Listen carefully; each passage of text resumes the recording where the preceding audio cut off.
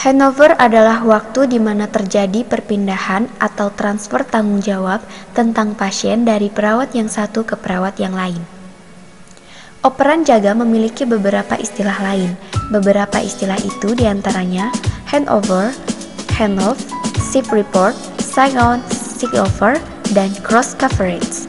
Fungsi manajemen sebuah proses yang khas terdiri dari tindakan-tindakan, yaitu perencanaan, pengorganisasian, pengarahan, dan pengawasan yang dilakukan oleh atau melalui orang-orang untuk menentukan, menginterpretasikan, dan mencapai tujuan organisasi melalui pemanfaatan sumber-sumber manajemen.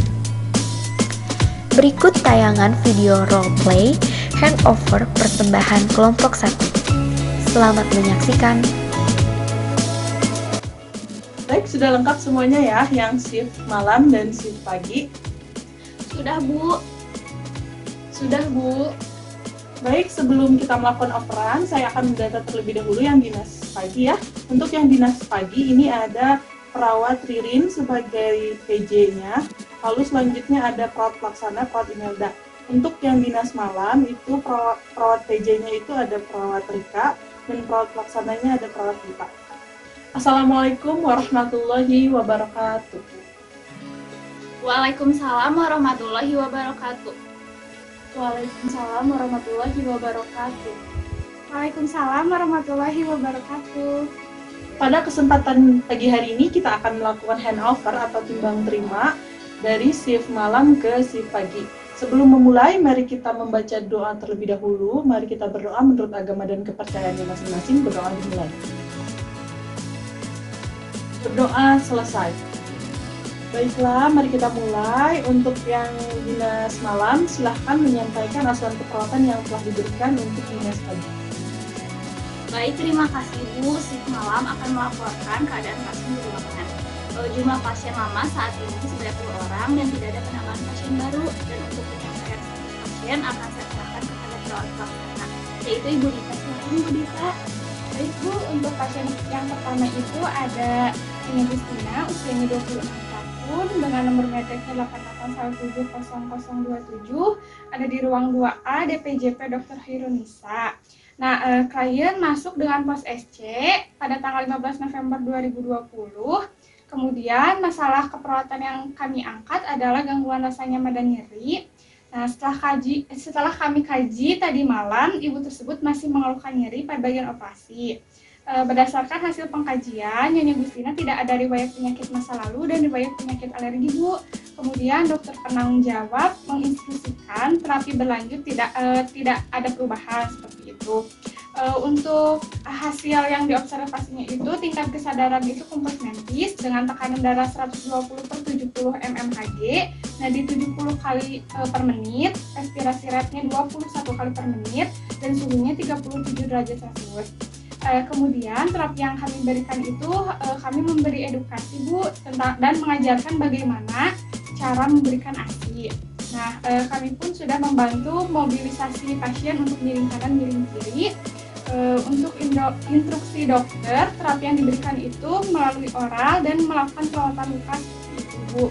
Nah, kami juga tadi sudah up infus, mengingatkan kembali untuk perawat untuk yang dinas pagi memasang infus kembali ya Bu. Selanjutnya pasien kedua itu ada Nyonya Harniati.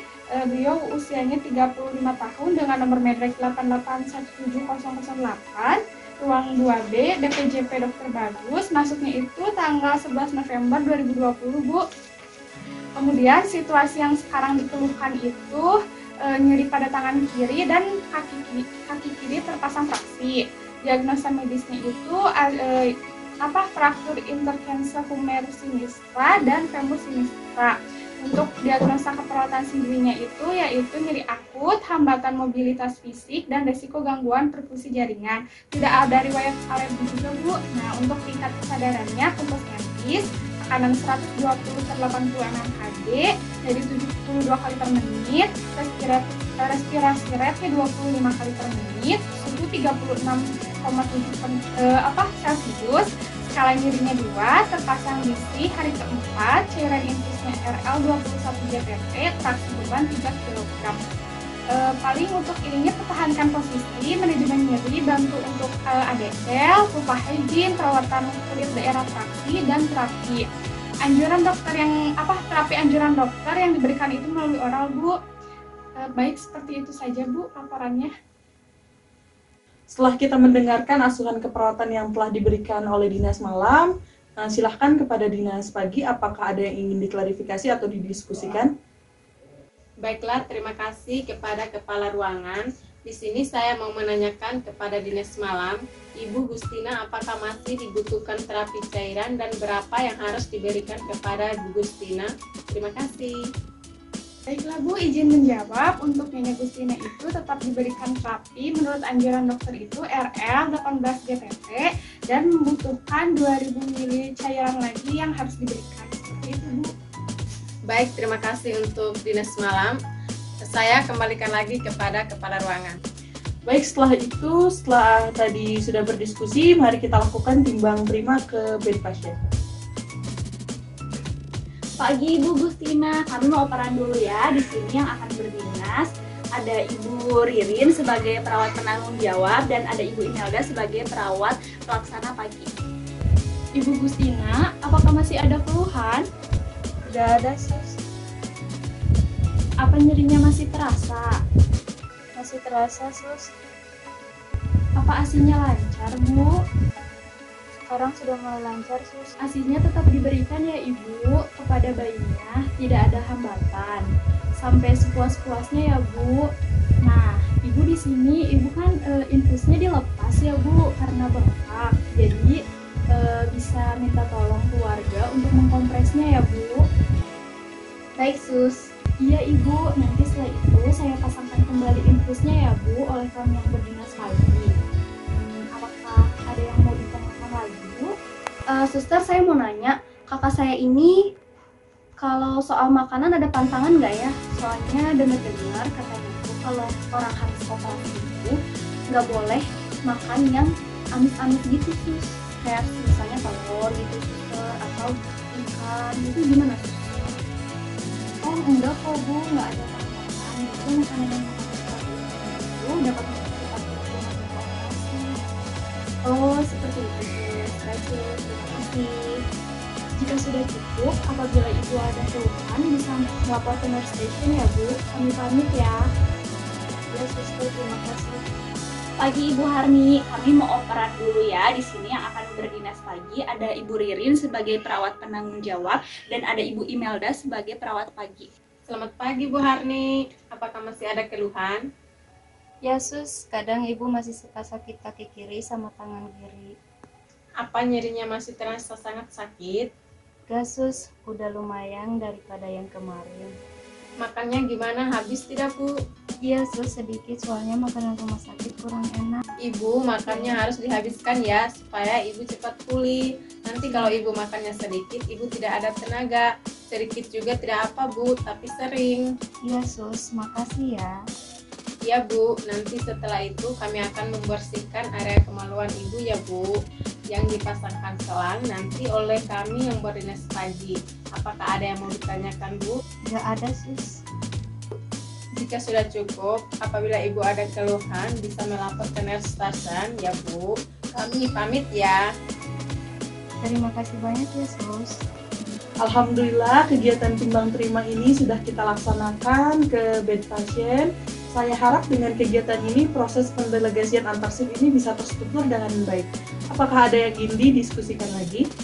Sudah cukup paham Bu.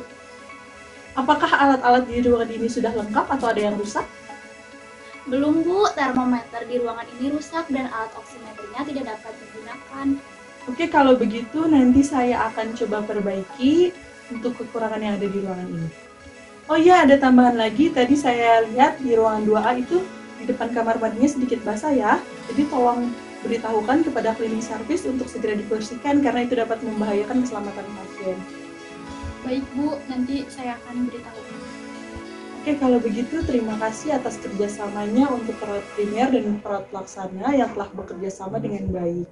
Untuk yang dinas malam, hati-hati di jalan, dan untuk yang dinas pagi, semangat untuk menjalankan tugasnya ya. Kemudian saya akhiri timbang terima ini. Wassalamualaikum warahmatullahi wabarakatuh. Dalam video role play handover tadi, kita dapat melihat fungsi manajemen yang terdapat di dalamnya. Yang pertama ada actuating. Actuating yaitu memotivasi seluruh perawat pelaksana agar bekerja lebih baik lagi dan untuk perawat yang pulang ke rumah itu selamat sampai tujuan. Yang kedua ada organizing, yaitu staf ditanya kelengkapan petugas pelaksana pada hari ini. Kemudian yang ketiga controlling. Di dalam naskah ini, perawat berkeliling dan menemukan sesuatu yang tidak beres dan mengecek satu persatu ruangan yang ada di rawat inap. Kemudian yang terakhir ada directing, yaitu mengarahkan timbang terima dan mengarahkan perawat pelaksana bekerja sesuai dengan SOP yang berlaku.